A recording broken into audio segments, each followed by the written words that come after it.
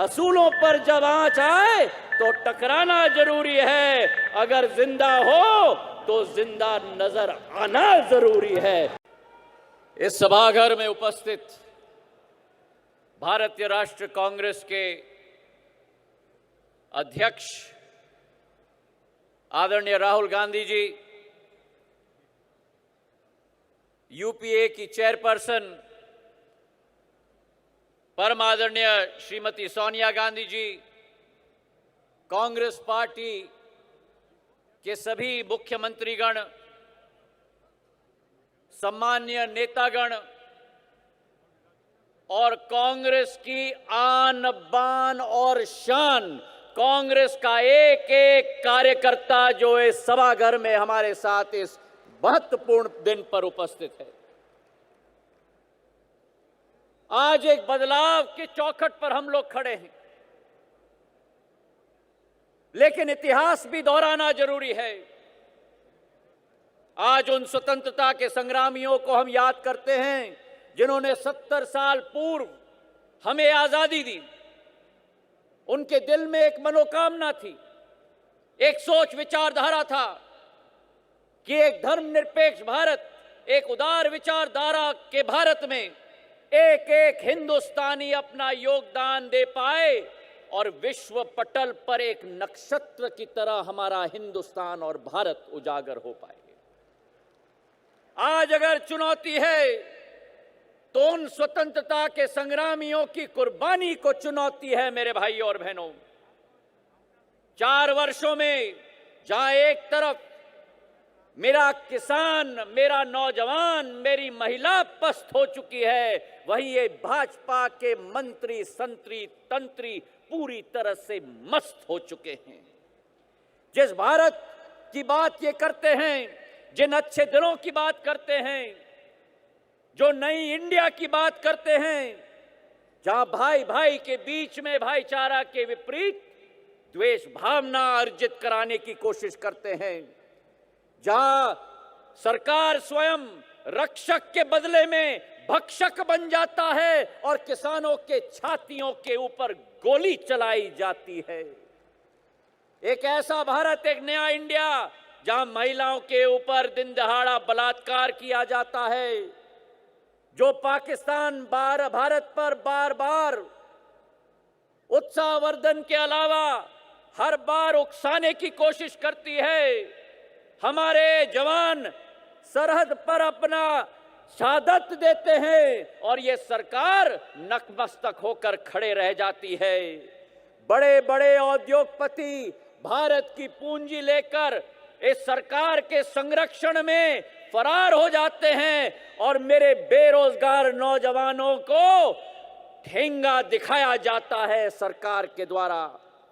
ये चुनौती मेरे भाई और बहनों, ये केवल कांग्रेस पार्टी के लिए चुनौती नहीं है। मैं तो मानता हूं कि ये भारत के अस्तित्व के लिए आज चुनौती हमारे सामने आ चुकी है। जो अच्छे दिन के ढंढोरा पीटते हैं, मैं उनसे पूछना चाहता हूं कि हमने महंगाई वाली गर्मी देखी है, हमने दुखों की बरसात देखी है, हमने नोटबंदी की सर्दी देखी है, लेकिन आज तक अच्छे दिन नसीब नहीं हुए हमारी देश की जनता को। मैं उनसे पूछना चाहता हूं, एक नई इंडिया की सोच विचारधारा, जहां एक तरफ सबका साथ और सबका विकास की बात की जाती है और दूसरे तरफ असहिष्णुता का वातावरण तैनात किया जाता है, जहां रोहित वेमुला और जुनैद जैसे मेरे भाइयों को जिनकी मौत हुई है वो इस सरकार के ऊपर आज कलंक बन चुकी है। जो ऊना की घटना हुई, जो मेरे दलित भाइयों को पीटा गया, वो हर एक संसद में एक सांसद के पीठ पर रोटी और डंडे लगे हैं। मैं ये मानता हूं कि आज अगर हमें जो आज कहा जाता है न्यू इंडिया किसान भाइयों के लिए, जहां हर साल 16,000 किसान मेरे आत्महत्या करते हैं, मंदसौर में मेरे किसान के छाती पर गोली चलाई जाती है, टीकमगढ़ में पुलिस के थाने में मेरे किसान को निर्वस्त्र करके डंडों से पीटा जाता है, जंतर मंतर में दिल्ली में तमिलनाडु के किसान हमारे अपने दोस्तों के हड्डियों को लेकर आते हैं, लेकिन सरकार का एक नुमाइंदा नहीं जाता उनसे मिलने के लिए। जहां महाराष्ट्र में 200 किलोमीटर नंगे पैर मेरा अन्नदाता चलकर जाता है और उसे कहा जाता है कि ये शहरी माओवादी आ चुका है। इस विपरीत परिस्थिति से किसान को अगर उभारना होगा तो वो केवल मेरी कांग्रेस पार्टी और ये हाथ का पंजा उभार सकती है। एक नया इंडिया, जहां बेरोजगारी की जब बात की जाती है 2 करोड़ रोजगार के अवसर दिए जाएंगे कहा जाता है, लेकिन आज जब मेरा नौजवान भटक रहा है रोजगारी के लिए तो उसको पकौड़ा तलने की नसीहत दी जाती है। यह है मोदी जी का न्यू इंडिया, एक न्यू इंडिया जहां संसद में लोकतंत्र का मंदिर कहा जाता है, लेकिन संसद के बहुमत को हिटलर शाही और तानाशाही का लाइसेंस लगाकर आवाज दबाने की कोशिश की जाती है।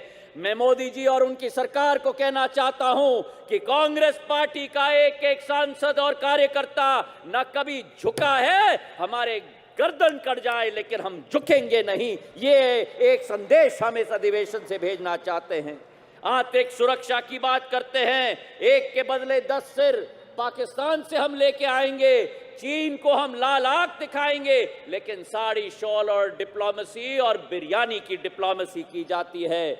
मैं आज पूछना चाहता हूं कि आज इस अधिवेशन में बैठे हुए हर एक नौजवान से कि किसी को लगता है कि किसान खतरे में है? लगता है कि नहीं?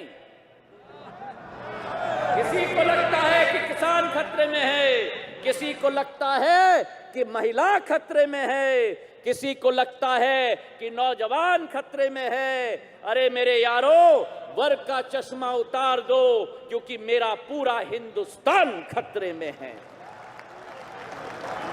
राष्ट्र निर्माण की बात की जाती है, कांग्रेस पार्टी ने राष्ट्र का निर्माण किया है। ये भाजपा तो केवल अपनी पार्टी की निर्माण करने जानती है। ये कांग्रेस पार्टी है जिसका एक एक कार्यकर्ता और जिसका एक एक नेता, चाहे इंदिरा जी रही हो, राजीव जी रहे हो, इस देश की माटी को सिंचित अपने खून से किया है तो केवल कांग्रेस पार्टी के एक एक कार्यकर्ता और नेता ने किया है। आज एक नया सूर्योदय हो रहा है, एक नया सूर्योदय हो रहा है राहुल गांधी जी के रूप में। ये सूर्योदय कांग्रेस पार्टी का सूर्योदय नहीं, ये सूर्योदय मेरे भारतवर्ष का सूर्योदय होने जा रहा है। एक ऐसे नेता जिसने सदैव देश प्रेम की बात की है, देश विकास की बात की है, देश की भावना की बात की है। एक ऐसा नेता जिसे पूछा गया कि आपका धर्म क्या है, जिससे पूछा गया कि आपकी जाति क्या है, और उस नेता का जवाब था कि अगर मेरा कोई धर्म है, अगर कोई मेरी जाति है, तो वो केवल राष्ट्र का तिरंगा का झंडा है। आज वो समय आ गया मेरे भाई और बहनों कि हमें एक साथ मिलकर ये लड़ाई लड़नी होगी। ये लड़ाई कांग्रेस पार्टी की कार्यकर्ता की लड़ाई नहीं, देश की भविष्य की लड़ाई है। बाबा साहब अंबेडकर ने कहा था कि अगर 5 उंगली रहेंगी तो बिखर जाएंगी, और अगर ये 5 उंगली मुट्ठी बन जाए तो देश का उत्थान और देश का विकास सुनिश्चित हो पाएगा। तो हमें मुट्ठी बनकर इस भाजपा का सामना करना होगा। मुझे विश्वास है कि राहुल गांधी के नेतृत्व में दोबारा कांग्रेस पार्टी का तिरंगा लाल किले पर भी लहराएगा, इसका मुझे पूरा विश्वास है। महात्मा गांधी ने कहा था कि सत्य परेशान हो सकता है लेकिन सत्य पराजित नहीं हो सकता। वही एक विश्वास मन में रखकर सड़क पर हमें निकलना होगा और कांग्रेस को दोबारा स्थापित करना होगा। अंत में मैं 2 लाइन आपको अर्पित करना चाहता हूं कि आंधियों का जिद है बिजलियां गिराने की, आंधियों का जिद है जहां बिजलियां गिराने की, हमें भी जिद है वहीं आशियां बनाने की, हमें भी जिद है वहां आशियां बनाने की। और राहुल जी, ये आपके शब्द हैं, राहुल जी ये आपके शब्द हैं कि आंधियों की जिद है जहां बिजलियां गिराने की, हमें भी जिद है वहीं आशियां बनाने की।